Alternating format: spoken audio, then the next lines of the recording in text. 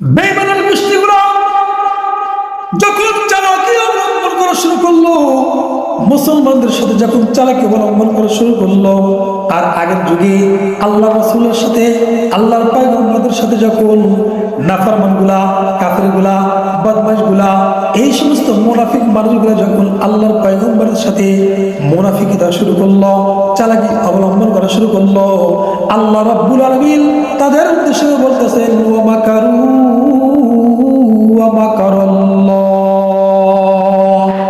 ওয়া মাকারু ওয়া মাকারাল্লাহ আল্লাহু খায়রুল মাকিরিন।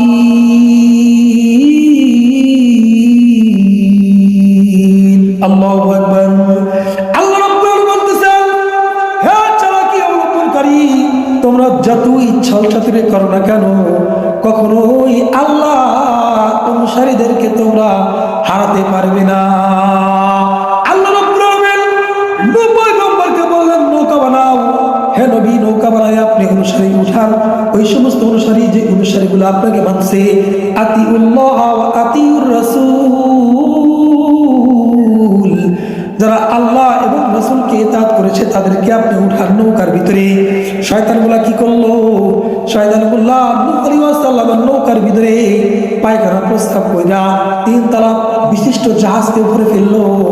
আল্লাহর পয়গম্বর নূহ আলাইহিস সালাম আল্লাহকে ডাক দিয়ে বললেন, মালিক দেখেন না, দেখেন না আমার উম্মত গুলা কি করে, নাফরমান বেঈমান গুলা কি করতেছে। আল্লাহ রাব্বুল আলামিন বলতেছেন, হে নবী আপনারা নীরব থাকেন, চিন্তা করবেন না। যারা চালাকি অবলম্বন করছে, যে গর্ত কাটছে, আমি আল্লাহ তাদের মধ্যে সেই গর্তের মধ্যে তাদেরকে আমি পতিত করবো। বলেন সুবহানাল্লাহ। আল্লাহ পারে কি পারে না? ওয়া হুয়া আলা কুল্লি শাইইন কাদির।